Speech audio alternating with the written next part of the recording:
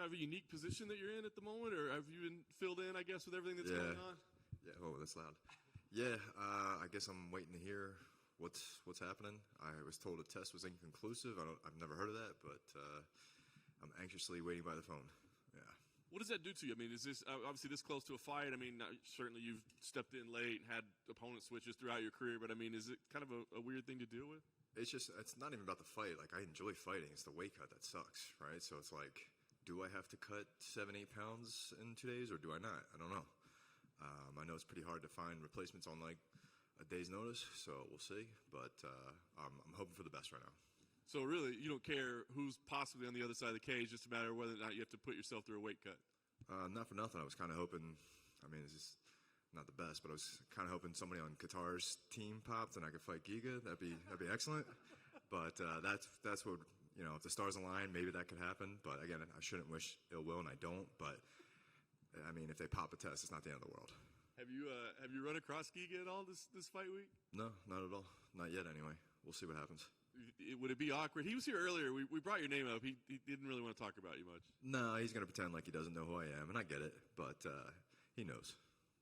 Well, talk about your UFC run so far, man. I mean, you faced some very difficult competition early on, mixed results, I guess. But how have you felt about your UFC run so far? I feel like I haven't lost.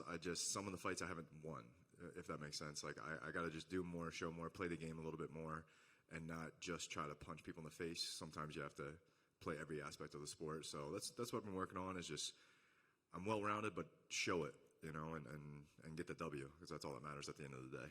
Do you think that boils down to like being hesitant or overthinking things? Is it like being in the UFC? What do you think it is? No, it's just I mean, I don't really have an answer for it. I just got to do better. So that's what I'm working on. Fair enough. If this matchup does stay together, what do you think of Joey Anderson if he's cleared and everything? What do you think of him as a fighter? I think he's, you know, aggressive, comes out swinging, well-rounded, that kind of stuff. But, you know, I love 5'8" and under. That's kind of my specialty. So my job is just to keep him at range and make him pay for when he breaks that range, because he will. He'll come in swinging, but I enjoy that too. And technically, you're undefeated in the UFC against anyone not named Ricardo, right? So just like you just stay away from anybody named Ricardo, and you're good to go. Yeah, that's a great point. Ricardo Lamas. If there's a Ricardo Thomas out there, I don't want to fight you, or I do. Just give me that fight of the night bonus. But we'll see how it goes. That's awesome. Stylistically, this looks like it could be a lot of fun. I mean, could you go out there and get a fight of the night and take a loss and be okay with that, or is it no? We got to get W's. Yeah, I prefer to get that W, but yeah, I mean, I'll also take the fight of the night bonus. Who's going to turn that down? I think, like, yeah, matchup-wise, like, this should be an interesting fight. Knock on whatever this is, if it happens. Nice. I guess last thing for me, so what's the process from here? I mean, do you just, when you walk away from here, do you start the cut and just think, yes, this is my guy and it's happening, or do you wait? Yeah, I mean, it's business as usual, and then we just wait by the phone and hope for the best. There's nothing I can do. It's out of my hands at this point. It sounds like it's out of Joe Anderson's hands, too, unfortunately. So, but I get it. We got to be safe in 2022, but it's part of the game.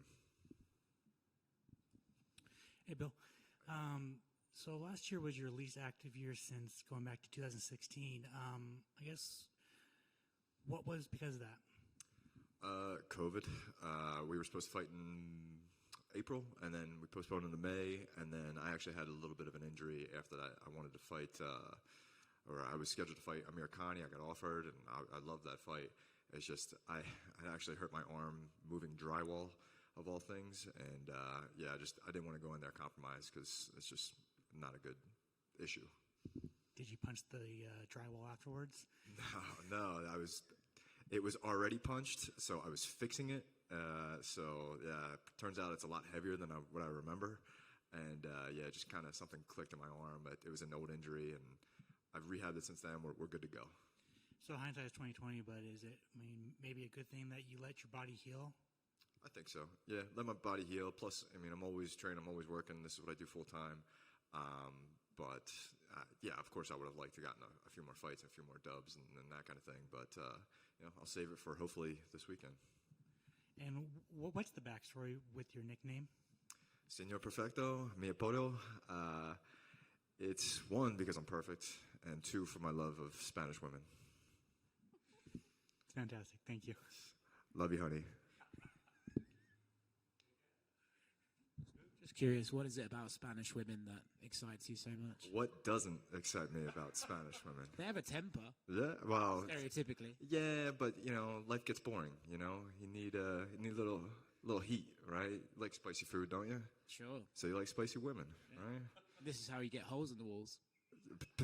Potentially. This is at the business, not at the house. So, yes, but no.